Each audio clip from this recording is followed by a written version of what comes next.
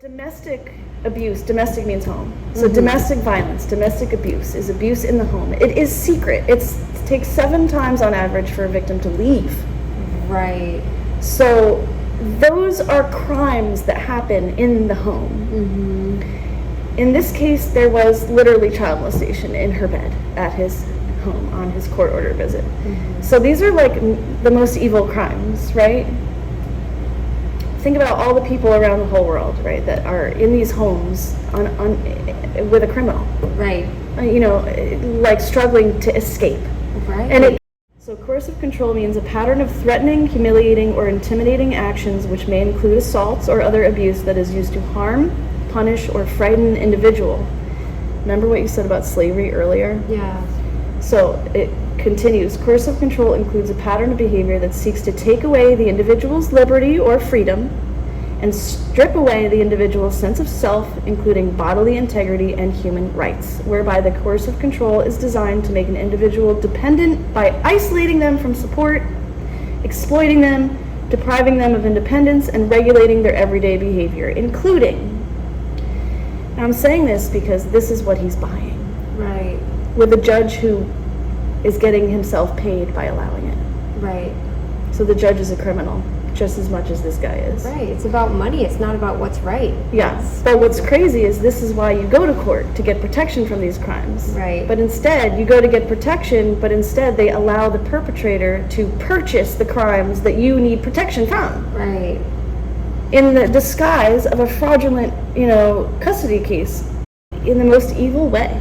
Right. Watch me struggle to protect his child? His child. From his child molestation problem? Read this one is you're updating me, right? Yeah, I just pressed play just now, just to get it going. Yes, it is an update. So yesterday was Juneteenth. Yes. And, I mean, that's a really amazing holiday to celebrate the end of slavery in the United States. But there's been really no end to slavery in the material world. So I would like to talk about the form of slavery that has definitely not ended in family court. Yeah. Because tell me about it. It is a form of slavery. All right, that sounds like really intense to say that, but it is how would you define slavery? Well, you don't have certain freedoms and you're controlled by an outside force and you don't have choices, and there might be suppression, there might be abuse in some form or another. I feel like that is my kind of general definition of slavery. Yeah, for sure. They purchased people, and then they worked them, or they used them as their family member, but you know what I mean? They owned people. They owned them, yes. So there's money, there's a monetary exchange for controlling a person as part of it as well. I hope it can, I'm sure it's fine. In terms of the volume of my voice, yeah, I'm sure it's fine. Yeah, I think it's good. So yesterday was Juneteenth, and coincidentally was the final day of the decision that the so-called judge made after 2.5 years of being in court after my child disclosed that she witnessed her father molest her friend in her bed on their sleepover on his court-ordered visit. Right. So we know all the history already. That's already in the video. So, so during this whole process of being in it, I feel like a secret agent. I've had to do this because I have to protect my baby. Absolutely. You're working hard to do that. Who's almost 15. So when she was 12, she refused to go see her dad because she was terrified, she was traumatized. He committed child abuse to her by forcing her to witness him molest her friend. And they were both 12 years old. And, everyone believes her, there's no question of not believing her. So what it really has come down to is how okay, well, one thing is the fact that for just a little mom like me to protect my child from child molestation, right? Mm-hmm. Or, you know, the threat of it, obviously, since it's happening in her bed. Right. And, you know, this is on the history too, but, you know, I haven't been with her father in ever. You know what I mean? Yeah, like, I long left time. when she was 2, and he kicked me out when I was pregnant. So, like, this is, you know, it's not like, this is not about a couple who doesn't get along, Mm-hmm. right? This is about a child who reported child abuse and then reported her friend being sexually abused. So this is a child making a child abuse report and a child making a child witness to crime and violence child sexual abuse report. Mm-hmm. So we did go to the police and report that. Police didn't care. They didn't know about the Child's Justice Center. They didn't even report it as a crime. Wow, that is mind-blowing. Yeah. That's crazy. Yeah, and it kind of starts there because it takes, you know the saying, it takes a village to raise a child, you know? Mhm. Well, it takes a real village to protect a child. Right. But in this case, it takes a village to, like, destroy a child's life after she tries to protect herself from being molested next after her friend gets molested. You know what I mean? Right. And the child abuse that she has endured from that, you know, you'd think that's enough, right, to put a child through, is a whole bunch of yeah. adults, the cops, the child welfare service people, the prosecutor's office, the detectives, the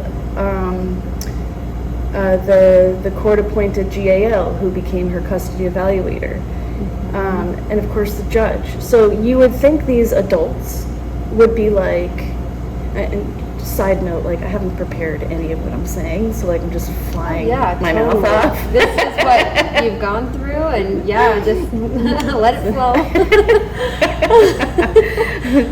Okay, diarrhea at the mouth, let it flow. Okay,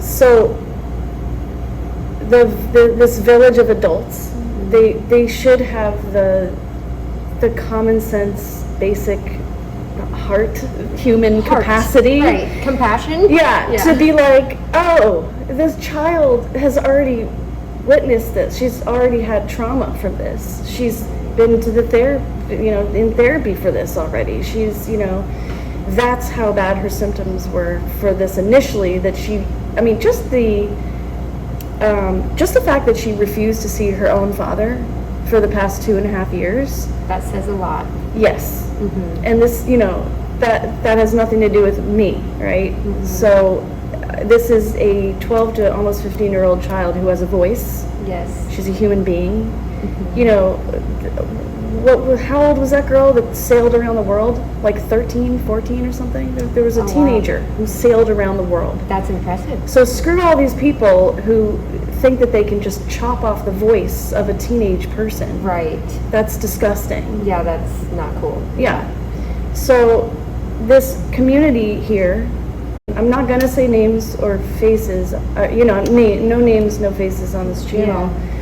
But I'll say Hilo, Hawaii. Mm-hmm. You know, the fact that they initially didn't even, like, they acknowledged what happened. They acknowledged that you know, our child spoke up. Mm-hmm. But this whole community of adults worked together to protect the child molester. Wow. Because they're all believing her, right? Yeah. Right? So their whole thing was, okay, I'm a little discombobulated in my brain right now because it's just been so much, but just bear with me. Yeah, totally. I'm Yep. like, so in my brain, after going through all this for 2.5 years since her disclosure, since her initial report, Mm-hmm. I feel like a secret agent that I went into the courtroom, and, you know, also in the other video, I've already been in that courtroom for almost 2 years when our child was between, you know, 3 and 5. Mm-hmm. So this is the second go around Mm-hmm. of hell. So I'm in this courtroom, you know, and I feel like I have to expose what actually happens in there, specifically what happens, because if we can, as a community, unravel all the mistakes that they're making, That the courtroom is making? yeah, The judges, but yeah. not just the courtroom, not just the judge, Mm-hmm. at least this judge.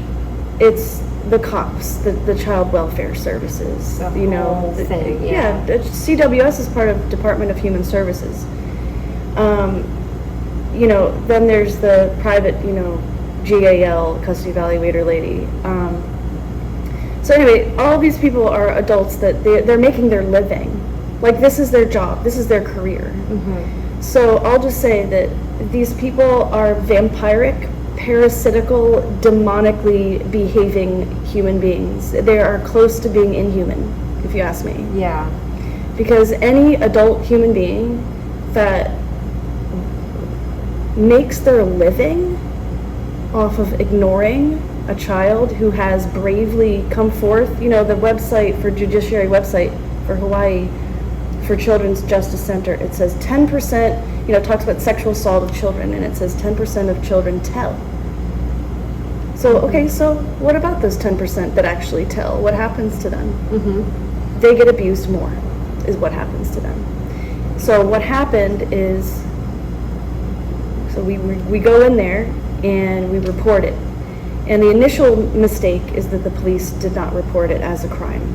That is so crazy. So that's step one. Yeah. The police screwed up. Mm-hmm. Fucked up. How about that? I'm just gonna say it. Royally screwed up.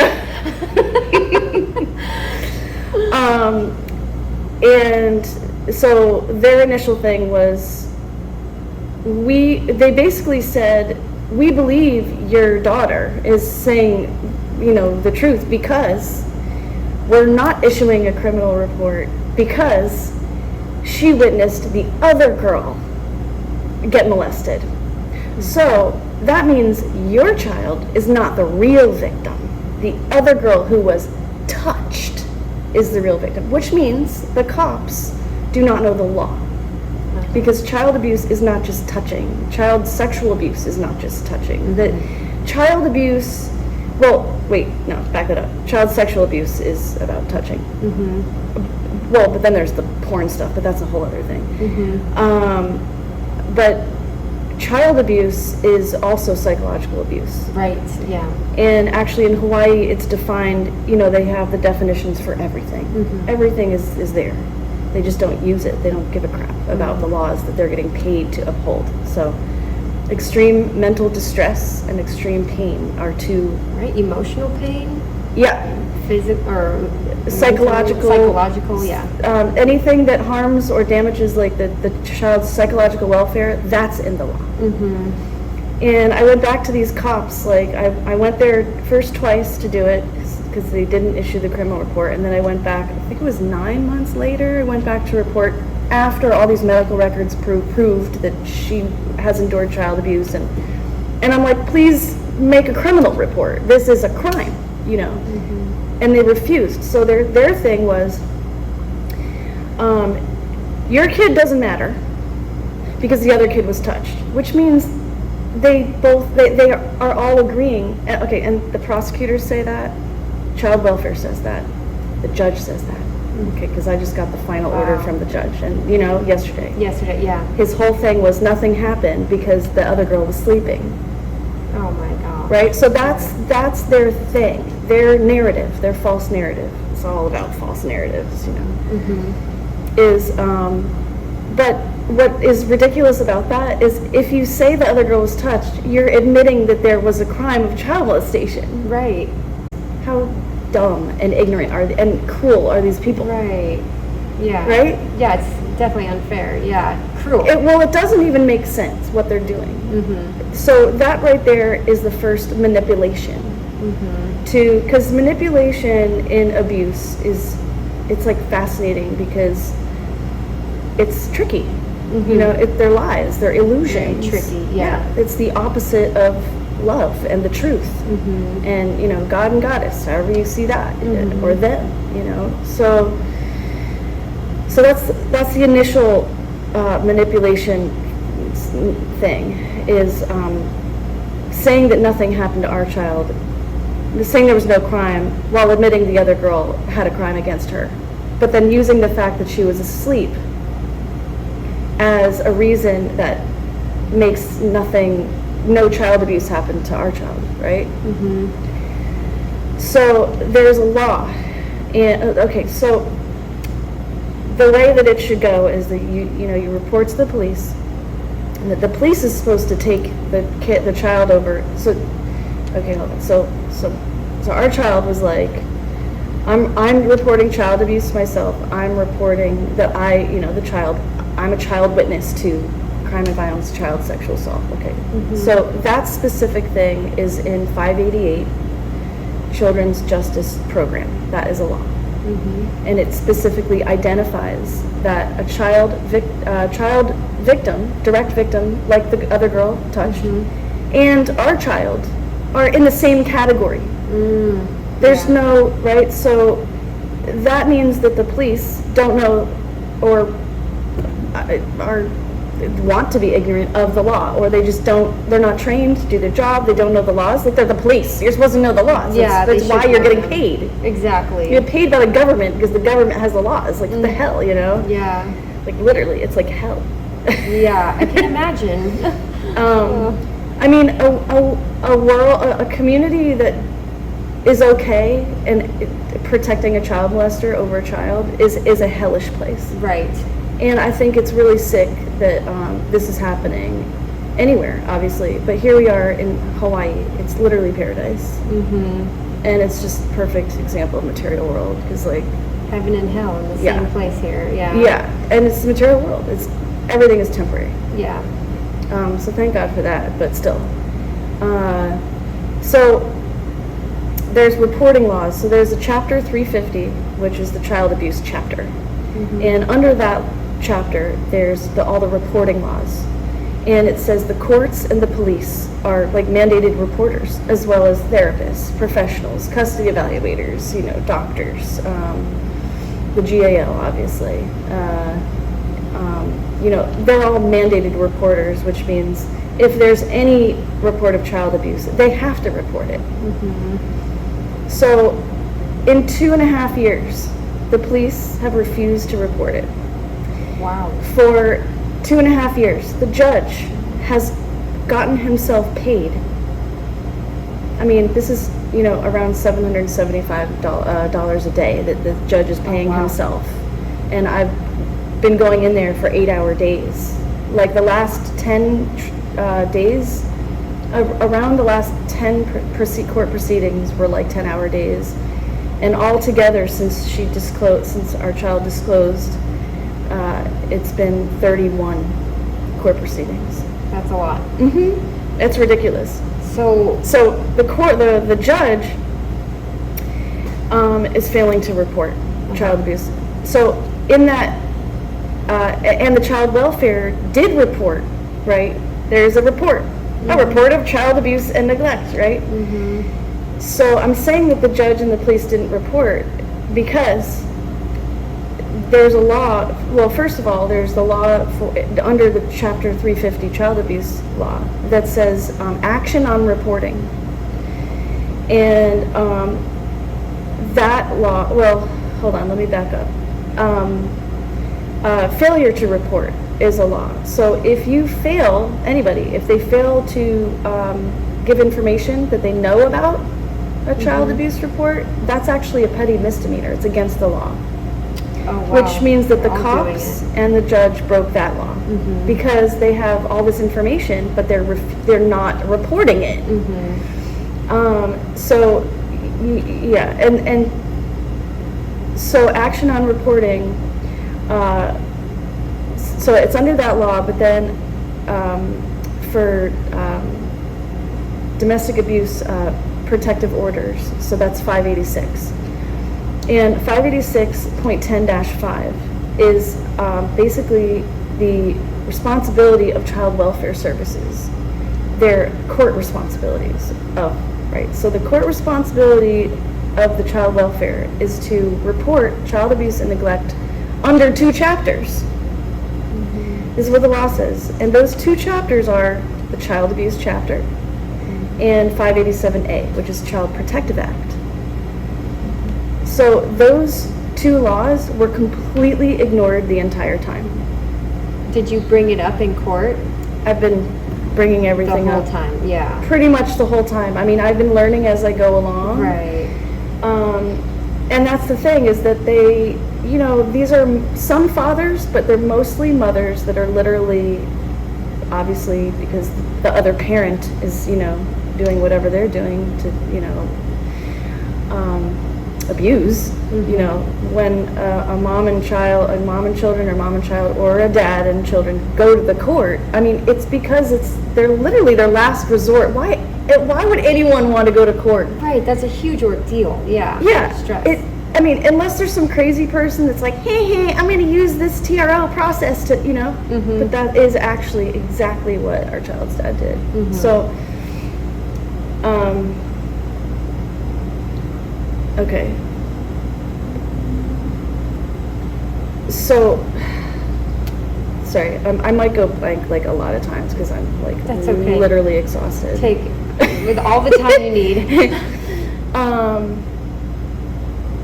So initially, after she disclosed, this is what should have happened. Okay, in a perfect world, in a world where people gave a shit about children being abused and molested, this is what should have happened according to the law, right? The police should have did a criminal report, and then they should have taken our child over to Child's Justice Center to get immediately interviewed, because that interview is immediately evidence. Right. And it's a video interview. And those 2 laws I just mentioned that are supposed to be used when there's a child abuse and neglect report is 350 and 587A. So in 350, there's a law that says that the confidentiality of the therapy and the therapist and the child, let's say, is one example. There's like 4 different ones.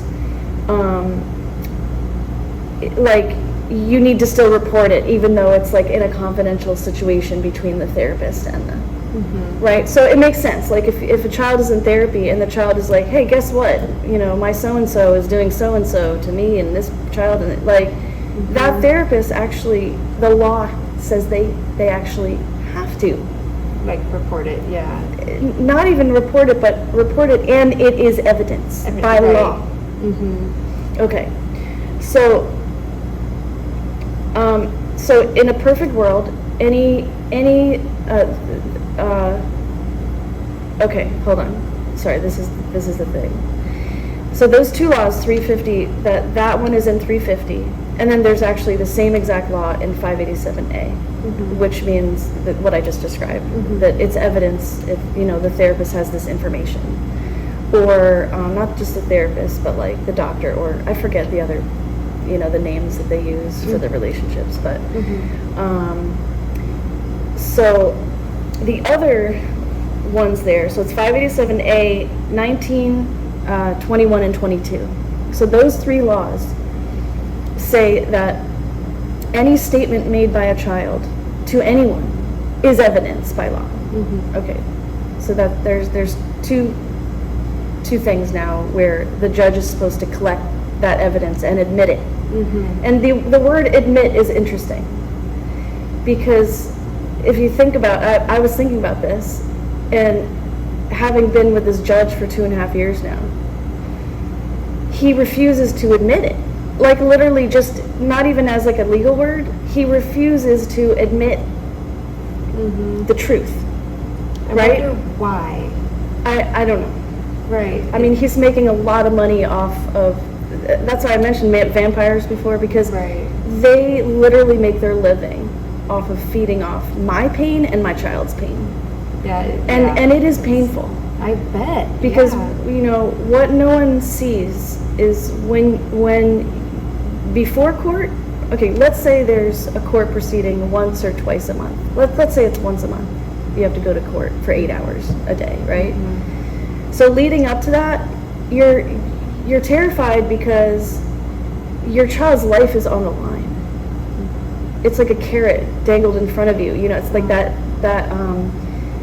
it's a constant feeling like, you know, not only is she going to be unsafe, but she was so unsafe, and I can't protect her.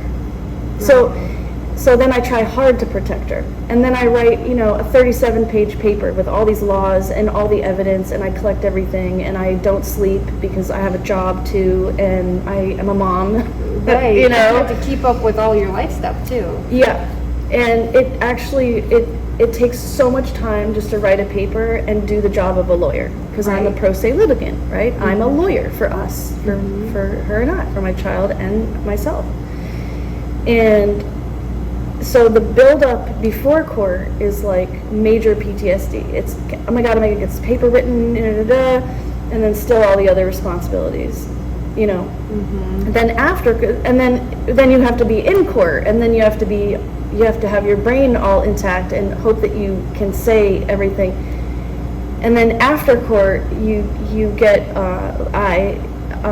crash. You know, like I'm super exhausted, and then my body breaks down. Yeah. So I've had health issues, and, you know, obviously our child has had health issues from the beginning. So there's things that nobody would know or see unless they go through the process, just like anything that people wouldn't know about, you know. It's like the private lives of whatever. So this is like the private life of what really happens when a child reports in this town. So those two laws, 350 and 587, Child Abuse Chapter and Child Protective Act Chapter. And so within those two chapters, so the Child Welfare Service is supposed to report under those two chapters. Child Welfare Service did not do that. Not only did she not do that, but she forced herself into our house, did an interview with our child without any support person, without recording it, and without mentioning Child's Justice Center at all. Didn't even record it. That Nothing. Not only didn't, but refused. Oh, wow. And I had a therapist and a support person there to ensure that the interview was safe for me. But she was like, no, we're not going to record it. Wow. So it makes sense that she doesn't want to record it, because afterwards she can make up anything that she wants.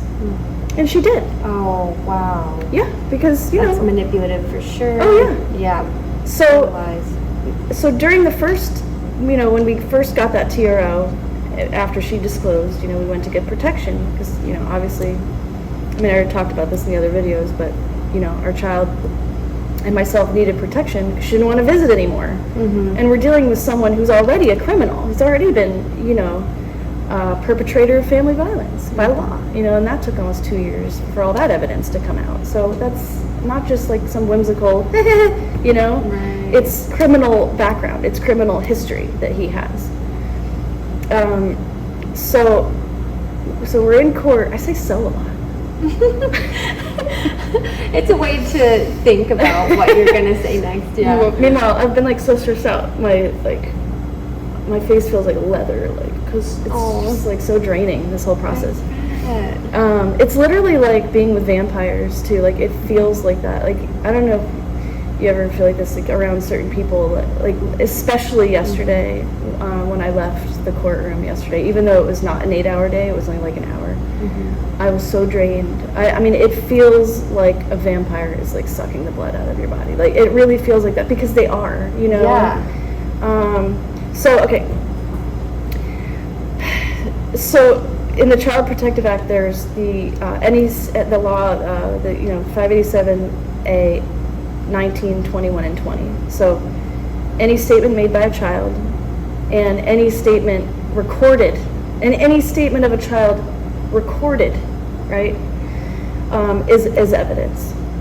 And our child's initial disclosure was actually her recording herself in her room, which is amazing that actually happened. That's like good that. she did that, yeah. Yeah, I mean, because she didn't want to talk about it, right? So, So for 2.5 years, there's been her first audio disclosure, the original one, that's about 3 minutes long, where she flat out says what she saw, and that she was awake, she knew exactly, she was not dreaming, it was a fact that she saw this. And then what's the child welfare report? She was sure, she was unsure, she was sure, she was unsure. So for that TRO, 6-month TRO case, I did have a lawyer help, pro bono, which is for free. She was helping for free. I already talked about that too in the other video. So thank God for her, because she, when the child welfare testified, she was the one who asked the woman questions, and she pulled out stuff from her through the testimony, right? So she made her report, and her report was basically like, well, the other girl was asleep, so I mean, the child did say that she's gonna molest her, but the other child was asleep, so she didn't report anything, and the other child's mother didn't report it. It was all to deflect, right? Right. Sickening. Yeah, that is. Meanwhile, it's on record that she made a child abuse and neglect report, and it's also on record that she didn't use the law. I mean, that's what I'm in the court to say. Hey, you didn't use that law. And so a little bit later, when I started to learn more about these laws, I said to the judge, why aren't you using 587A, Child Protective Act? Because it was a child abuse and neglect report. And he says, oh, that's just for foster children. He's wrong. Just for foster children? He's wrong. Yes, part of it is for foster children. Kids that are so neglected they don't even have any parents. Right? But it can go the same for children that are not fostered. Exactly. It's for children that have been abused and neglected, or are threatened with that. So not even kids that have been. It's even for kids that might be, because of the situation. Wow. Okay. Yeah, harmed or threatened with harm. And it's all there in the law. So, and the fact that the judge, he refused to use that law for 2.5 years. Wow. And also the 350 reporting, because if he used 350 reporting, it says the court has to report it, and he took 2.5 years not to report it, all the way up till yesterday. So yesterday, the final decision, he, like I said before, he said the same thing. I mean, I could read it. I can read it right totally.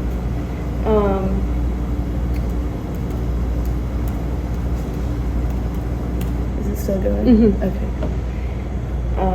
So his final thing here, God, it's just, I mean, you could say we won just because custody was not changed. So I had sole legal and physical custody after the last time. And that judge was a real judge. He was a real judge because, guess what? He used the laws to make decisions. That's how it should be. And he gave both parties a chance to speak, and heard all the evidence and admitted the one, He was being fair. He was being a judge. Right. The last one, not this one. Yeah, right, Judge Vandekar. I'm going to say, I'll say his name. No, maybe I should cut that out. But anyway, he was a real judge. Granted, the glitches. There are glitches, because you still shouldn't have the child forced to go on supervised visits when she's, keeps having, but there was a therapist to watch it. So he was a good judge, he was. And it also shows, how many chances a criminal gets. Right. Way too many, yeah. Way too many. Well, yeah, I mean, it's beyond. Way too many. So this judge, so he said, it is in child's best interest to, well, first it says it's in her best interest that mother maintains sole legal and physical custody. Now, and this is interesting because, legal custody means that I have access to all her medical, educational, all her, stuff, and I help make decisions, for my child. So that's legal custody. That's what legal custody is about. And the law says that 571-46A9 says if a parent has been found a perpetrator of family violence, which he has, there's no joint custody and there's no physical custody. There's no custody for a parent who's a perpetrator of family violence. Right. Which makes sense, right? And he can be, or she can be, if they overcome the presumption that they are. So, you know, he had plenty of time to overcome the presumption, but instead he just gave more reasons why he hasn't overcome the presumption, right? His daughter is terrified of him for 2.5 years, right? Right. And so the judge also ordered. Meanwhile, he's not a judge. Okay, he's a fraud. Because a judge that doesn't use laws is a fraud.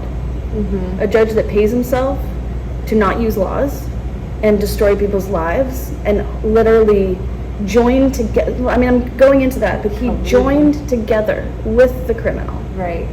to commit more crimes to the child and me. So the next one, he says, father shall means must in court world, have equal access to the child's medical and educational records. Now that is actually disgusting that he ruled that, because he's actually saying, and this judge is all, he's on his own psychotic of what a judge is to him, or this is just what he's trained to do by other psychotic people, right? I don't know, but it amazes me that these people are getting paid almost $800 a day while I get paid nothing. Nothing. Right. And you know, like, what the hell is that all about? So the longer this court thing goes on, do they get more money because it's continued? So, and this is dragging on and on and on and on. I mean, yesterday was technically like the final day of it. That's good. Yeah. But it's still not totally final, because the lawyer that was helping, who's still been helping, she's been behind the scenes. Basically, she's awesome, man. She's a powerhouse. Okay. And she's amazing at her job. You know, not all lawyers are liars. Right. She is a lawyer is supposed to protect their client. And we really needed the extra protection. Was this the lady that helped you for free for that 6 months, did you say? That's who you're talking about. Okay. Yeah. So,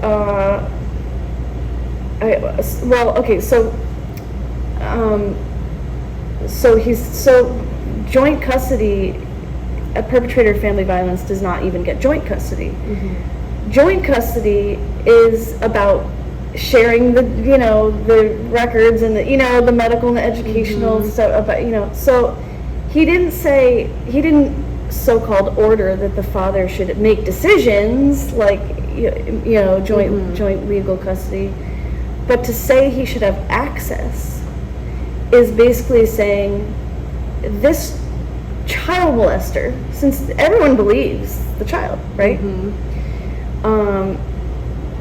should still have access to his victim's information, health, life, activities of school. Like, that's her life. Medical and education is the life of a person. And she doesn't want that, right? Of course not. Your child, no. So the fact that he ordered that after not ordering joint custody for him means that this judge is insane. Right. That doesn't make sense. It doesn't. Okay, so then the next thing he ordered was, and I'm going back and forth, but I'll get through this. So, number 4 is it's in the child's best interest to reestablish contact and reunify with father. Oh my gosh. So there's a law that says that the court, which is like an agency, the court is like it's like a government agency. It's a judiciary. There's a law that says that an agency doesn't. If there's already a legal parent, they don't get to be the legal parent. They don't get to pretend like they're the decision maker as if they're the legal parent. And obviously a court is not a therapist. Right. So for him to say that it's the best interest to contact and reunify with the father is sick. Right. It's sickening. When your child is refusing for a long time now to have anything to do with him. Right. And then he says, Therefore, the child shall engage in reunification therapy with her therapist now and the lady that totally re-traumatized her, the custody evaluator that her father bought basically for $250 an hour while he's paying $140 a month, right? So at least 3 months he's paying this lady to lie through her teeth. I mean, oh my gosh. She's on the stand and I'm, testifying, and she literally goes, "Oh, truth, blah blah blah." Like this lady, she was, oh my god, she was traumatized Very herself. frustrating to work with. So the fact that whatever. So it's interesting because it's like, even though this judge ordered, not to change custody, which is what we want, he's still in this other way is completely favoring the criminal over the child, over the protection of the child, right? And keep in mind that yesterday was interesting because we go in and it's like immediately the judge is like, "Here's my order," right? He starts saying it all, saying it all off, and I'm like taking notes really fast, and then everything is asking his lawyer, "Anything you need, the criminal's lawyer?" Like, it's so about kissing the ass of the criminal's lawyer. Like, they were together on this whole thing the whole time. They're colluding. Yeah. "What do I do, criminal's lawyer? What's next, criminal's lawyer? Can you guide me, criminal's lawyer? How about you do the order, criminal's lawyer?" Like, wow. Yeah, it's just ridiculous. So he was like, you need time or whatever. And yeah, we need 10 minutes. So in like 7 minutes, 10 minutes, whatever, I went to work. I was like, I have 2 seconds to be able to find out what I need to bring up, before the whole thing is shut down or whatever. And I'm very grateful for Krishna because, from Krishna comes remembrance and knowledge and forgetfulness. And somehow they help me remember what to say. And because really the root of this whole thing is the laws that this judge refused to use to make decisions is admitting evidence by law. And I went into all the papers that I wrote, and I was able to, thank God for, Control F, where you can search for the word. Oh, nice, yeah. I'm such a nerd, oh my God. That's great, handy. Yeah, so I was all like, so I was able to speak out, those laws that I mentioned before, the laws for admitting the evidence. And before I said the last one, 588-5, which is the fact that she already made a video at the Child's Justice Center that's over an hour long. Oh, wow. Which is evidence. Yes. And he refuses to hear. Our child wrote 3 letters to the judge. I mean, these are letters that are like, this is why, God, I should just like, here we go. I'm gonna actually just to put it on here. I'm actually gonna read just one of them. Okay. Because for any human being to read what a child is writing like this at age, she was 13 when she wrote this. Okay, sorry, it's coming. Hold on, I gotta do the word search. Oh yeah, for sure. Okay, here it is. Dear Judge, okay, so this was August 10th, 22. So this is another thing. This is like, she wrote this like 2 days after she turned 13. And this is 7 days after her dad filed to get custody. So 12 days before that is when the judge ruled in his favor by basically saying nothing happened. Oh my gosh. You don't need protection from a child molester That's who has a criminal history and family violence. How frustrating. You guys don't need protection. I'm going to deny that protection with prejudice. I'm not going to use any laws. I'm not going to mention any laws. That is disgusting. I'm going to take judicial notice of the history of the previous court case that lasted for almost 2 years, but then I'm going to ignore the whole thing. Oh my gosh. So, keep in mind, this is a child who's like just having her 13th birthday, and this is the stuff that's happening in her life. Right. Like, that's sick. Yeah. So she says, "Dear Judge, I do not want to see my father ever again because he molested my friend in her sleep. I am afraid of him. I think that anyone who is capable of doing such a wrong and disgusting act shouldn't even be considered to be with the child," and then she said her name. "I feel that puts me in danger." See, this just breaks my heart that any child, it's my child, right? Like, I gave birth to this human, and this is what her dad is putting her through? I know, it's so wrong. And the judge is putting her through this, and child welfare, and the police, system. the whole freaking community of, not everybody, but Jesus. Like, yeah. When I am at my father's house, I feel trapped, sad, and scared, and I do the best I can to not show how I am feeling when all I want is to be happy. When I think of him or going back there, I get anxiety and cry, panic, and sometimes shake. Every night I pray that I won't have to go back and see him because I'm afraid of him. Wow. That's just one letter out of 3. Yeah, she writes that to the judge and he completely dismisses it. Well, that's actually evidenced by law. Yeah. So he's not admitting it. Yes. So he's breaking the law. So there's an hour video, a 3-minute audio, 3 letters, and literally pages of, then there's the testimony of child welfare. So even though her report was ridiculous, she was sure, she was unsure, she was sure. She still said, she was sure that he touched her boob, you know what I mean? I don't want to go into details, but it's sick. Right. So that is the testimony of a social worker that says things about child abuse. That is evidence also. That's 587A19, I believe, the testimony of a social worker. So child welfare, and then the other lady, the GAL, testified also that there was inappropriate touching of her friend, and that's why she wants to see her dad.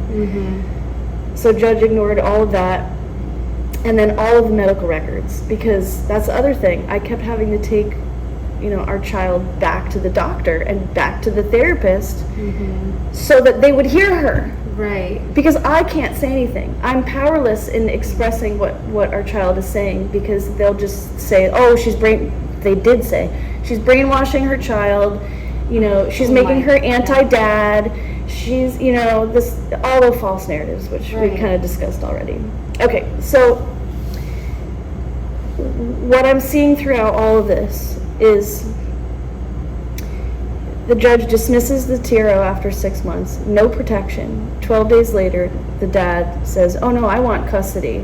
I want to keep going because I know that this judge favors me. He just let me get away with child molestation in front of another child, my child. Right. In my child's bed." Ugh. Right? Yeah. So obviously this judge favors me. So what am I going to do? I'm not going to, take the win, for crying out loud, and let his child off the hook. Leave his child alone. Let her heal. Right. She's expressed herself to the therapist before. So the judge ignores all those evidence laws initially, doesn't give the protection. 12 days later, the dad asks for custody, and then the judge says, "Oh, you want custody, little criminal? Oh, you little boy. I'm so sorry you're a child molester. Sure. Oh my God. I'll give you anything you want to reopen the original case as if it's a custody issue? Oh yeah, okay, let's do that." Oh my God. So that made the whole case go on for another almost 2 years. Oh. And that's why it's been 2.5 years. So dragging it out. the fact that the judge reopened the original case, that is literally based, the original case is that he doesn't have any custody because he's the perpetrator of family violence. So the law says he can't just get custody. And yet there's almost 2 years of a fraudulent case as if he's going to get custody. Not only that, but he lied on his paperwork to get the custody. So he blamed me for blocking visits between him and our child. She didn't want to see. But the judge was the one that ordered 9 visits for 9 weeks in a row, which means for the judge to say, "Oh, you just lied on that paper. That's committing perjury. That's against the law. That's fraud. But that's okay, little child molester." Oh my. I mean, I gotta like express it like this because otherwise it's just it's so painful to even.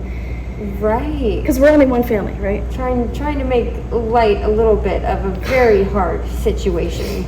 Yeah. I mean, you're very tough. I give you that. Yeah, it shows my skin. My skin has like gotten so much worse.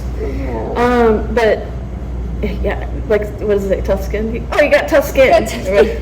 Yeah. Fortunately, it's even tougher now. Oh, I'm sorry.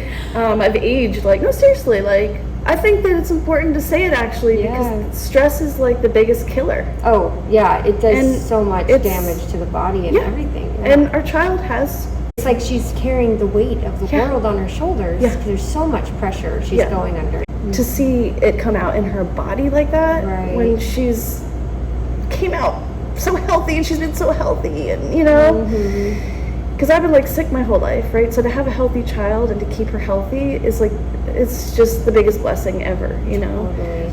So to know how much damage her own father has done to her, you know, as if the first damage wasn't enough, you know what I mean? Like abandoning her at birth wasn't enough. Right. You know what I mean? Not supporting you her. were like 7 months pregnant, right? And like, having nowhere to go, like whatever it was. That's crazy. Yeah, I had to fly halfway across the earth to give birth in a supportive place. Yeah. With my family, thank God. So he commits perjury on his paperwork, and then he also says, "I neglect her education." Right, so that's also committing perjury. There's no evidence of any of these things, right? Right. And then the other one was his financial statement, which said he earned $2,300 every month for the past 3 years. Oh, really? Well, that means that you should have paid your child almost $500 a month for the past 3 years, doesn't it? But no, you only paid $140 a month, didn't you? Oh my gosh. Which means I'm gonna go back to Child Support Enforcement Agency and give this evidence to them because they're separate courts. And that's the other thing is the fact that family court doesn't. They don't want to see because I've been saying this. I've been in the papers, right? Because when her dad was testifying recently, because you know they waited to the very end for him to be put on the spot because everything about this is to protect the criminal. Everything. That's crazy. We must protect the child molester. Oh my gosh. Because that was the biggest thing was like, you know, out of all the things that happened in the past, that he literally threatened our lives in a car, right? Right. Actually, there was other times that he was reckless in the car too while I was pregnant. But anyway, so it's like as if that's not enough, right? Like, yeah, let's do more damage. So he gets off with no criminal accountability. We don't get protection. The judge reopens this whole fraudulent case based on custody when custody cannot be an issue because he obviously didn't overcome the presumption that he's still not a perpetrator of family violence. Since, you know, there was all the evidence there, but the evidence was all ignored, refused, denied. So here we are in a fraudulent case, totally fraud, but I still have to go every time. I still have to show up. I still have to write the papers. I still have to do everything I can to protect my baby from this, right? People. So almost 2 years go by. Judge still refuses to admit all this evidence, and more evidence grows because then the dad starts harassing and stalking us outside of court. Oh, wow. So then we go to try to get another temporary restraining order. Maybe the judge will finally give us protection when he sees that he's literally harassing and stalking us outside of even this happening. Like, when is this guy going to stop? Right, seriously. And that's why he's a criminal. The criminals don't know how to stop. That's why they get in jail. That's why they get fined $10,000. Yeah. You know what the sentence is for what he did? What's that? 10 years in jail. Really? To molest a child in front of another child is 10 years in jail. So that's what it should have been? Yep, and $10,000. Then there's other fines for the other laws that he broke. That one was for 1,000, one for 2,000. Yeah. So,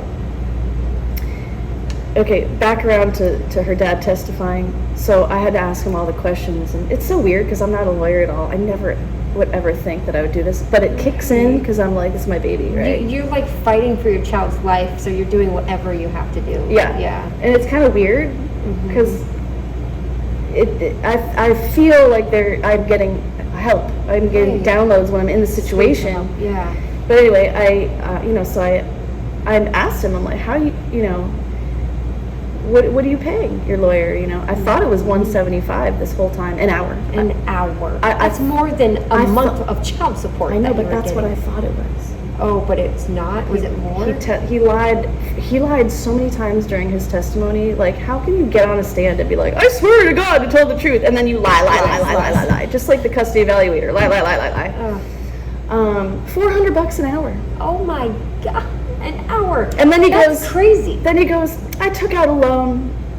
Oh my gosh. So what this means, okay, because this whole case is a fraud. So let me just find something else for you here. These laws for coercive control. So what he did actually was, when he pays his lawyer $400 an hour, and, keep in mind, whenever I am in the courtroom not getting paid for 8-hour days, she's getting paid $400 an hour. Wow. So yeah, there's a break for lunch for an hour and a half. So what is that? Like, let's say whatever, 6 times 400, 2,400. 400, yeah. Okay, so she's getting $2,400, while I get nothing, and his child gets nothing. Wow. I mean, I'm just saying, but his lawyer is getting all this money. Right, and he's not even supporting his own child. Well, the last year he's been paying $424 a month. Okay, well that's a little better, but 400. I mean, the same amount per hour for his lawyer. Right. Why would you pay your child? Why would you support your child with the same amount of money you're giving your lawyer per hour? I know, it's just not right. So what he's actually purchasing when he paid his lawyer, because of this sick psycho vampire judge who is in cahoots with a sick psycho criminal, child molester, he's buying domestic abuse crimes. So coercive control is one, and this 586, which is domestic abuse protective orders. When someone files for a TRO, like, oh my God, someone so-and-so tried to kill me, I need protection right away. Okay, temporary restraining order, boom, you get protection right away. That's what the whole restraining means. And it's crazy because when we asked for that, the judge was like, well, I'm just going to break the restraining order and order 9 visits for 9 weeks in a row, and that's going to re-traumatize your child. Totally. So a judge doesn't even know what restraining means. A restraining order is to restrain, and then after the restraining order, you take evidence and then you do protective orders, and you can amend or change the protective orders depending on the evidence. Yeah, this guy is anyway. So coercive control means a pattern. Well, first of all, I just want to say, domestic abuse, the definition of domestic abuse includes coercive control and extreme psychological abuse, just to say that. So coercive control means a pattern of threatening, humiliating, or intimidating actions which may include assaults or other abuse that is used to harm, punish, or frighten an individual. Remember what you said about slavery earlier? Yeah. So continues, coercive control includes a pattern of behavior that seeks to take away the individual's liberty or freedom and strip away the individual's sense of self, including bodily integrity and human rights, whereby the coercive control is designed to make an individual dependent by isolating them from support, exploiting them, depriving them of independence, and regulating their everyday behavior, including, and I'm saying this because this is what he's buying. Right. With a judge who is getting himself paid by allowing it. Right. So the judge is a criminal, just as much as this guy is. Right. It's about money. It's not about what's right. Yeah. But what's crazy is this is why you go to court, to get protection from these crimes. Right. But instead, you go to get protection, but instead they allow the perpetrator to purchase the crimes that you need protection from. Right. In the disguise of a fraudulent, custody case, when actually our custody case was originally a protective order domestic abuse case. Mm-hmm. It's like, so isolating the individual from family and friends, friends and family, controlling how much money is accessible to the individual and how it is spent. Mm-hmm. Do you know how much money I have to spend on DVDs of the thing to know what the judge said? Or those are $50 for a trial DVD. It's $25 for a hearing. That's crazy. Transcript pages are $12 a page. You should one just page. get those things, like the recordings, I would think. No, they don't. You have to pay for everything. The whole thing is a sick trap. Wow. Monitoring the individual's activities, communications, and movements.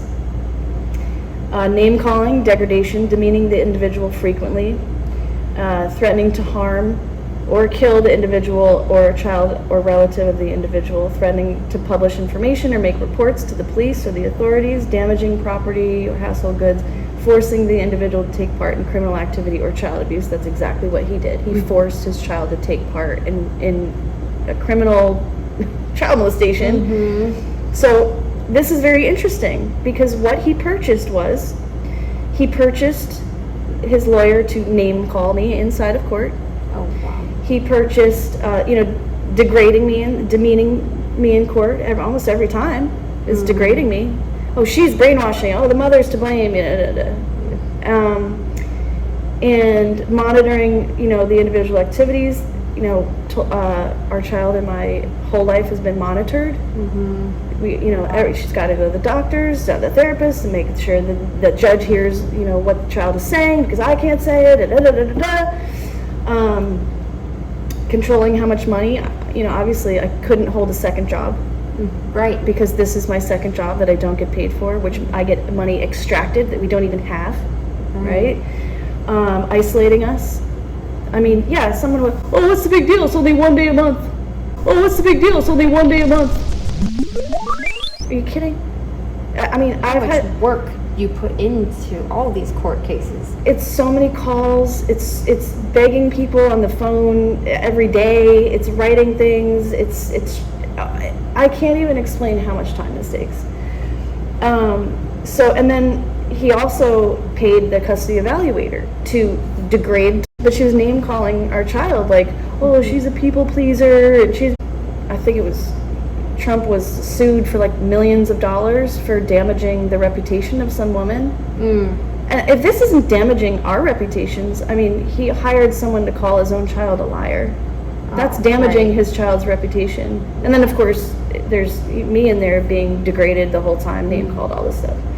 So he's paying for this, and the judge is allowing it. Right. So that means that the judge, the lawyer, and the custody evaluator, and him are all criminals together. And doing more child abuse, because through this whole process, they've ordered her on more visits, which re-traumatizes her. That she has anxiety attacks when she has to go to the parking lot to meet with her dad or his family. And then there's all these interviews, and there's laws for that too. The Children's Justice Program laws cover all of that stuff. And they didn't even, it's almost like none of these laws exist to these people at all. Oh my gosh. And then extreme psychological abuse means an intentional or knowing course of conduct directed at an individual that seriously alarms or disturbs consistently or continually bothers the individual, and that serves no legitimate purpose, provided that such course of conduct would cause a reasonable person to suffer extreme emotional abuse or distress. That's what all of this is. Mm-hmm. So yesterday, when the judge walked out on me, it's because I still wanted to say, like, you're a fraud. Right. You're a judge and you're not obeying the laws to admit the evidence. Mm-hmm. So this was never a case. This was never a real case. Mm-hmm. So your orders and your, granted, yes, I think he kept me to have legal and physical custody because it's really the least that Right. he can do. I mean, he sees how much effort, and he sees that it's just all based on laws. This isn't me. These are laws that I'm presenting. Mm-hmm. So,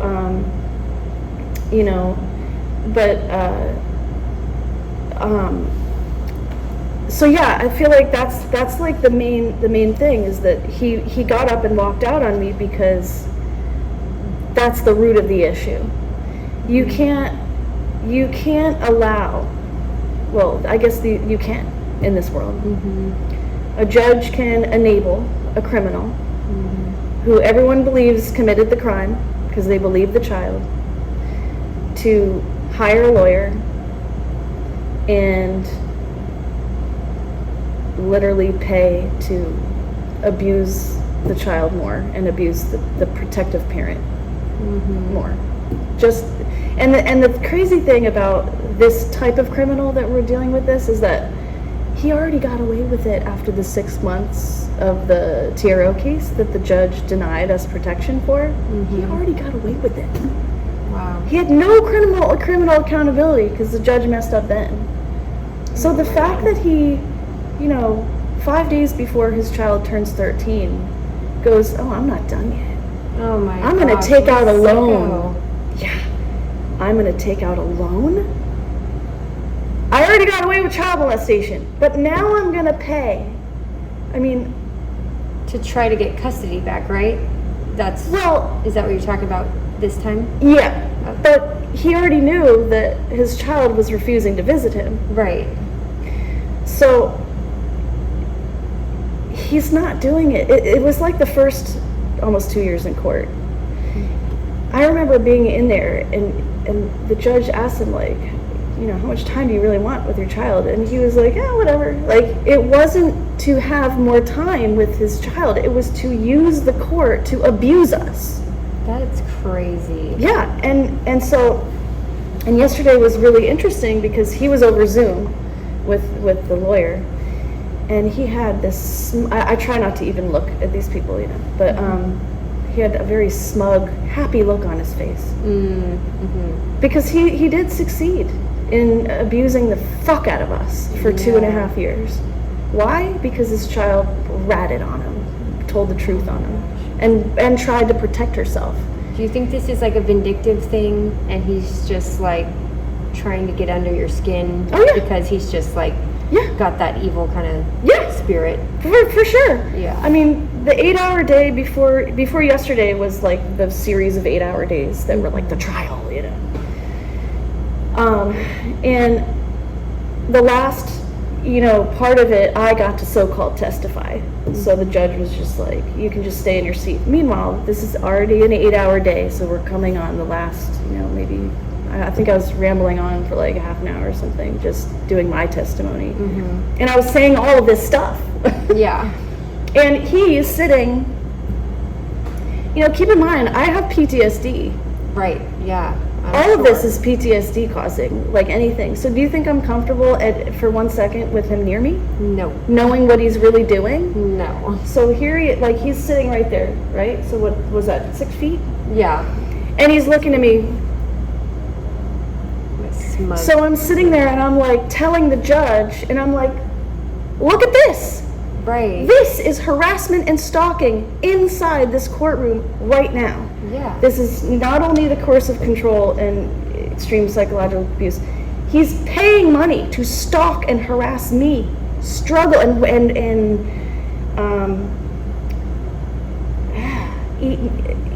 the most evil way. Right. Watch me struggle to protect his child His child. from his child molestation problem. Mm-hmm. So I want to talk about it because I want to expose it. Yeah. I want to expose it for this community and like for the world or whatever, because Lundy Bancroft says the court is the #1 enabler of domestic abuse in the world. So not right. Yeah. So the place that you go as the last resort to get protection from a child molester or someone putting your life in danger with your kid, you know, danger. I can't even talk. Yeah, it's like that's our last resort. These are criminals. Like, where am I supposed to go to? The Easter Bunny? Hi, I'm coming to the flower shop because I need help to protect us from a child molester. Can you people at the flower shop help us? Right. No, we're flower shop people. You know, like you go to the police and you go to, and then they take you to the court and say, well, get an order of protection so you can get your boundary. And it's also sick because our child, man, is she brave. Yes, she is. How many times in the last 2.5 years has she had to protect herself with her words? And ultimately, every single word that she said was denied by the family court. Oh my gosh. So why is it called sickening. family court? Right. It's called toxic family court. And the other thing about that is that I want to say, and I think I'm done unless you have like questions, but the fascinating thing about it to me is that like I said, you know, he paid $400 an hour for almost 2.5 years, totaling, I would say probably over $30,000. Wow. But I don't know, right? But I'm just guessing because it's so much time. I mean, I know that I'm up all night for hours. I can't, if I had to total, I would seriously be like a freaking millionaire if I had to total. Right. If I was If paid you that got much paid for all my for- hours, holy shit. Yeah. I mean, I would be able to get her anything she wanted, you know, at any time, like, meaning my child, you know. Yes. Meanwhile, it's like, oh, I gotta wait a month for that, you know. Right, yeah. But and then he's paying $250 an hour for the custody evaluator, who should be not prejudiced lady, but she was horrible. So he's paying $400 an hour over here and $250 an hour for this other person over here. Yeah, I'm not exactly sure if it's $250, but they mentioned that's on the record, that it's $250 an hour for her, and that was for at least 3 months. So, Wow. and that was hours. So that adds up. That's Right. a lot of money. Yeah. So, in the big picture, if you look at it, this is how I see it. So, at one point, I was in his home, trying to live in a home with, you know, our child and him, the father, right? That's all. I mean, obviously, like, I have a family, right? dynamic, yeah. Excuse me. Ooh. Oh my gosh, that like came from like a hell burp. Like, just Get it out. Get it out. It's like thinking about that. Like, I get home with that person. Jesus. So, but domestic abuse, domestic means home. So domestic violence, domestic abuse is abuse in the home. It is secret. It takes 7 times on average for a victim to leave. Right. So those are crimes that happen in the home. In this case, there was literally child molestation in her bed at his home on his court order visit. So these are like the most evil crimes, right? Think about all the people around the whole world, right, that are in these homes with a criminal. Right. You know, like struggling to escape. Right. And it can be women That too. is hell, yeah. It can be women too, and I say that because I know some people that, oh man, it's all about hiding it. It's all about hiding it because the manipulation is what starts before the physical. Right. So a woman can manipulate just as much as a man can manipulate. Maybe a man can physically, you know, but the soul in a man or a woman body, it doesn't matter. However, the court thing happens more with the fathers because of the material world's money situation with men just having the money thing more than the women. That's just obvious a truth. I know they say it's changing, but it's not, okay? They really keep like single moms down and, you know, but it's nothing against single dads or anything because they're really in the same boat, you know, it's a single parent, right? But the point I'm trying to make is that what the money buys is a new home with new family members. And those new family members are his lawyer, the judge, the child welfare service, the cops. It all, like, you can look at it all like another home that he creates with money. Right. This is what the money buys. The money buys a new secret home called the courthouse. Mm-hmm. The difference, though, is that everything is recorded in this home, but you got to pay for those recordings, and you cannot show it because it's private.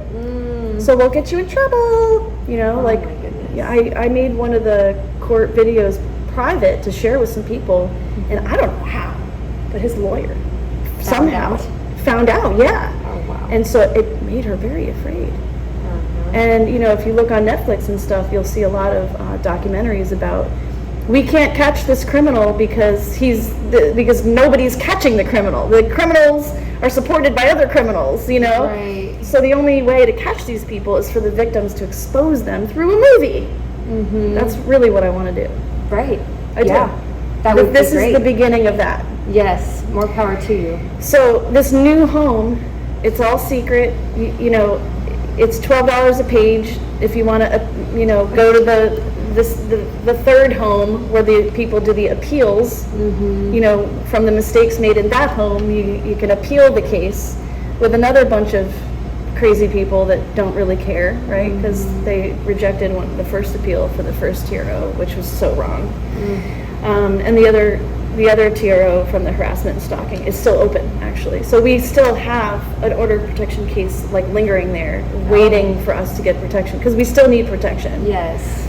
I mean, we have it by, you know, Krishna, God and Goddess give us protection, but still, I feel like this is an example. I feel like I am a secret agent in this secret second home that the money creates of another home for abuse.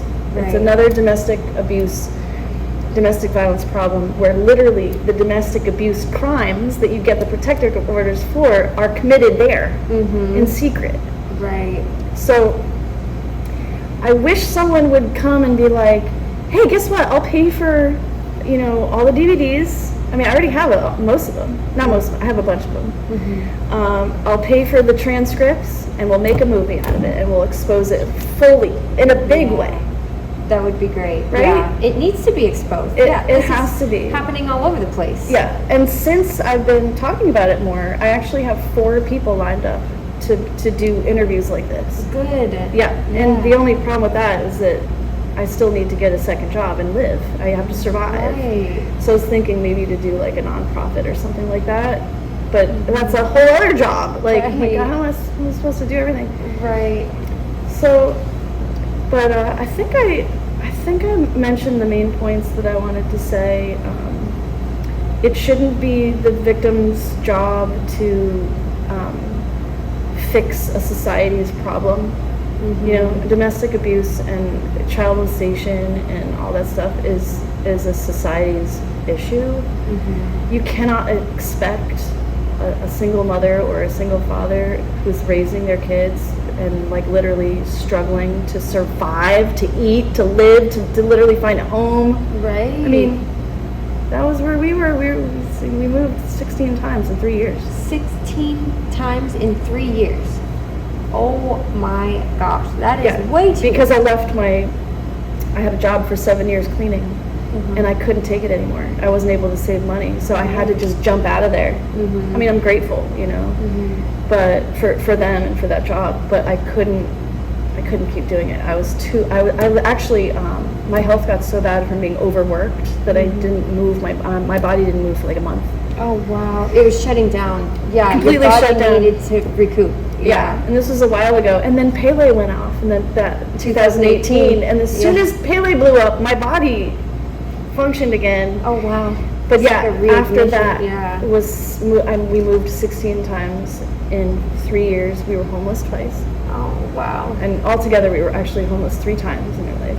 But very, very difficult just to survive as a single parent. Oh, I can only imagine. Yeah. Yeah. So to put a single parent through this, knowing, and that's the thing, the judge is sitting there knowing that he's paying for, you know, so what's wrong with these people? Right. Are they, I mean, the way I see it is they're just traumatized so bad too that they and they're just so greedy and ignorant and hateful. Mm-hmm. You know, someone with hate in their heart does these things to people. Right. And they're making their living. They're buying their cars off of our pain. Mm-hmm. You know, they're Exactly. pumping their gas. Their gas money is our child's pain. Right? That is such And then- an interesting way to look at it. Yeah. Yeah. And it's true. It's Yeah. true. And then, you know, then there's the girl that, you know, was molested. Like, what about her? Right. What about her? And what does this do to his psyche? The criminal Mm-hmm. I mean, yesterday, he was happy. Mm-hmm. He was proud of himself. Oh my god. I got away with everything. That is so sick. Okay, so she keeps custody, but I still get to inject myself into their life by having access to her educational and medical records. Oh my gosh. And, I can't believe and the judge still favors me because he ordered that she has to take therapy and reunify us. Oh my gosh. But your daughter does not want that. That's the thing that blows my mind. Yeah, she he has didn't- clearly stated that she does not want that. And the judge is still making her. Yeah, and that's the overall thing too, exactly, is that what father? I mean, if I had to sum up all of this, oh, sorry. Oh, that's the table. You're good. Sorry, table. If I had to sum up everything, I would say, what dad? First of all, molest children, you know, Yeah, molest a child in sick. front of, and makes them watch Blue Lagoon first too. Oh, right, to prime their mind, yeah. Yeah. But what dad pays this much money to do this to his family while paying to ignore his child's health and medical records? Mm-hmm. And what judge gets himself paid by ignoring a child's medical records that are admissible by law, and therefore the judge breaks the law to get paid? Right. Yeah, that is sick and twisted. So he should be in jail. The lawyer should be in jail. I mean, that's the thing too. I kind of wonder about the lawyer. Like, just because she's the lawyer, like, does she get?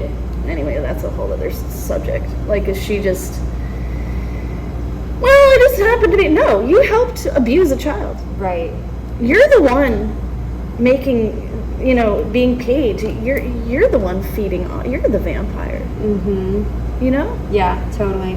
And the karma that these people are building up for themselves, I mean, I literally feel bad for them, because if man law doesn't take care of it, obviously, you know, God law takes care of everything. Right. They are building up karma. Yeah. And So he's sitting there smiling like he's satisfied with something. right. Like, because that's psycho. I mean, he's a Yeah. psychopath, or Mhm. sociopath, psychopath, whatever, child molester. All of it. Yeah. Yeah. So, Wow. Well, I'm sorry you have to go through all that. That's well, crazy. it's almost kind of done. But now I feel like my work is to expose it. Yeah, and that's a bigger purpose for sure. So I really hope that this gets out there. If there was some kind of documentary or movie of some sort to go behind this and figure out who else is being traumatized by this same kind of situation. Yeah. Hear stories from other people Yeah. and how they're being suppressed and, like, you know, manipulated and just put through this hell. Yeah. Gathering that evidence would be good. And hopefully these people in the whole court system and the cops or lawyers or whoever, hopefully they pay for it, because they're not doing what's from the heart. They're doing, like, acting from greed and all this stuff. So Yeah. And if they just obeyed the law, things would actually be very well taken care of. right, yeah. I mean, they have it's all in the judiciary website, all the good stuff they do. mm-hmm. And then after the child makes a report, the Child Welfare Service, they help the family, and then the prosecutor's office, and then the prosecutor's office gives the family a child victim witness counselor. We never got a counselor. The prosecutor's office, Wow. This is the prosecutor's office. I was like, are you telling me that it's, like, not a crime for an adult man to molest a child in front of another child? Well, it's not enough to be a crime. Really? Crazy. It's not enough? That's not enough? That's plenty enough. Well, we all believe that your child is, we all believe her, but we were talking about that part. But, yeah, and about other people too. It's crazy. Like, just the other day, I mentioned, I was talking with two other moms, and they asked me something, and I said, yeah, I mean, these courts, like, they literally will, take your children away. And then one of the moms was like, yep, my first was taken in court. Oh my goodness. So it's kind of like when people have miscarriages and they say, like, oh, I had a miscarriage, and then all of a sudden everyone's like, oh, I had 3 miscarriages, oh, I had 5 miscarriages, like, Right. so it's time to not have, and it's time to not have this form of slavery where you pay to abuse children and steal children from protective parents that are, like, laying their lives on the line to protect them. Right. That is slavery. You cannot pay for that. And these are all criminals. They should all be in jail. They should not do the job that they do.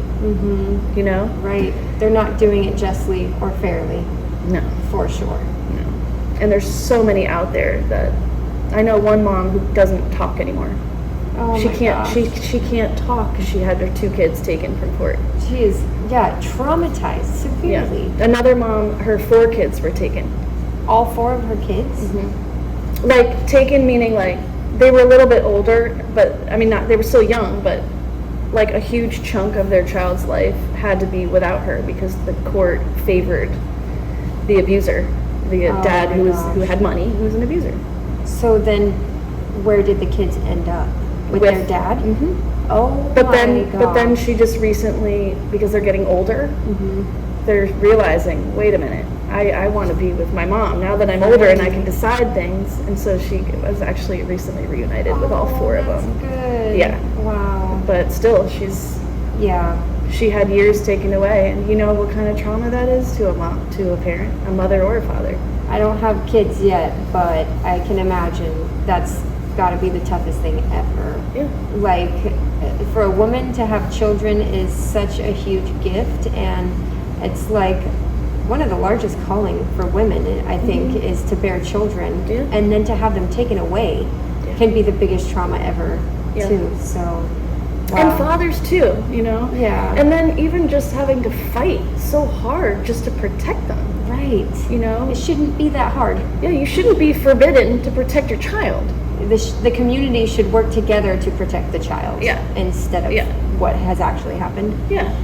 The Yeah. cops should make the reports correctly by law, and then child welfare and the cops send the child over to get the evidence recorded, and then, if needed, like, the judge can hear that, and then look at laws and go, okay, that's the crime here. I mean, all the crimes are identified. They're all very detailed. For someone to molest a child in front of another child. Oh, okay. I'm glad I remember this. This is one of the main things. Okay. In the beginning, and then I'm one of the main things was the whole excuse of, oh, the other girl was the one touched, therefore our child's not a victim at all, right? So the child welfare services, that one law that says that the child welfare services court responsibility is to report under Chapter 350 Child Abuse, Chapter 587A Child Protective Act. Okay, she didn't do that, but that 586.10-5 law that says that they have to report under those laws also says that it describes an incapacitated person. Okay, so the other girl who was touched, who was also 12, and when they interviewed her, do you remember anything, even though you were asleep? First of all, even if she was awake, she, like the judiciary website said, 10% of children tell. She could have been awake. We don't know, right? She could have been just like, who knows? He could have done it before, and she's too scared to even talk about it. We don't know, Not right? sure. Yeah. And her father actually passed away some years ago, and so you know what I mean. So like, who knows? I mean, I don't know. But the fact that she actually in this situation is the incapacitated person, the meaning of that, I'm not going to open that again, but it basically is that she was asleep, so-called. Right. Our child's report was that she was asleep. So She's incapacitated. She's incapable of reporting anything. Right. You can't rely an entire case of child molestation that was witnessed by another child on the fact that this incapacitated person can't report anything. She Right. was asleep. Unconscious. Yeah. Right. She was not aware. And there's laws that say if you molest or, a sleeping, someone who's not in their mental capacity Right. and who's under 14, that's really bad. That's really and bad. then have another kid watch it Yes. who's also under That's 14. An added layer. Yeah, Yeah. That's your own child Right. watching it. In her bed, together in the same bed. Yeah. So that is, my point is that the law covers it all, but these people are completely lawless. So, and I'm here going, what about this law? I'm in the court for 8 hours. What about this? I'm up all night writing these papers so that they see it clearly. You can't miss it. Right. So you can't rely the case on the sleeping child who was molested. You can't. And by law, you can't. Right. Right here, it says it. Yeah. But what does Child Welfare Services do? They sweep it. My report says that the other girl was asleep, so who cares? Oh my gosh. The case is closed. And by the way, you can't be recorded at the Child's Justice Center because she's not the real victim. The other real victim was sleeping. She should have been. That's what child welfare is. Regardless. Like, yes. And she was. I mean, and so actually Child Welfare was against her being recorded, even though she was without her. Okay, yeah. Because I made sure that she was recorded. I did a lot of work to have that happen. And the detectives were, the whole thing. And the police department helped that happen. And the police department too, the juvenile whatever department, totally dropped the ball too. They were like, okay, we'll have your child, we'll get the detective. And I was like, yay, you're helping, but then they were like, well, we need to do more background checks on this case, on the original case. Didn't hear back from them since. Oh, that was my like goodness. years and whatever ago. Wow. They don't care. But the whole thing that they rely this whole case on something that's identified even in the law very specifically, it's just beyond sick. That is crazy. Which means there's literally no protection for children in this community for child molestation. Really sad. Which means there's child molesters on the loose. Getting away with it. Yes, and there's a difference I found out between pedophiles and child molesters. I found out, this is gross, but I found out pedophiles are attracted to like all different ages, like even elderly people. Molesters would want to, they're attracted to certain ages, babies, all the way, like it's sick. Oh yeah.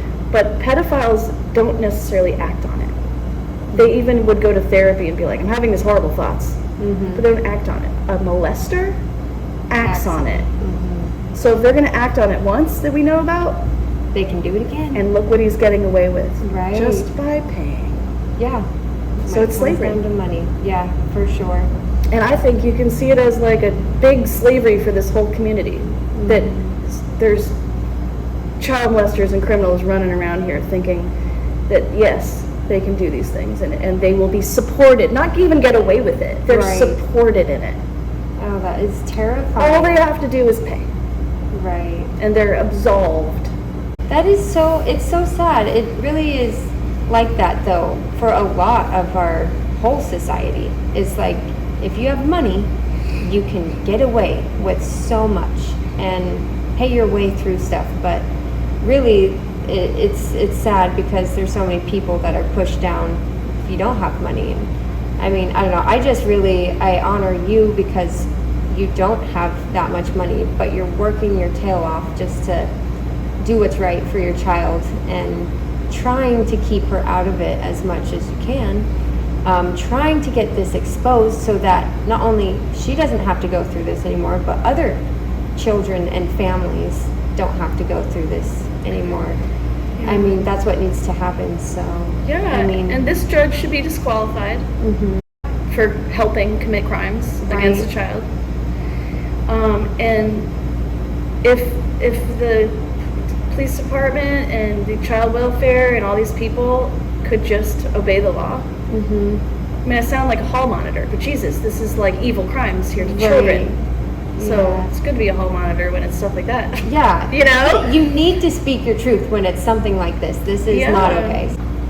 if I had to sum up everything, it would be that this criminal father pays this much, so like whatever it's been, 20, 30, 40,000, whatever, to shut his child's mouth and to abuse her more.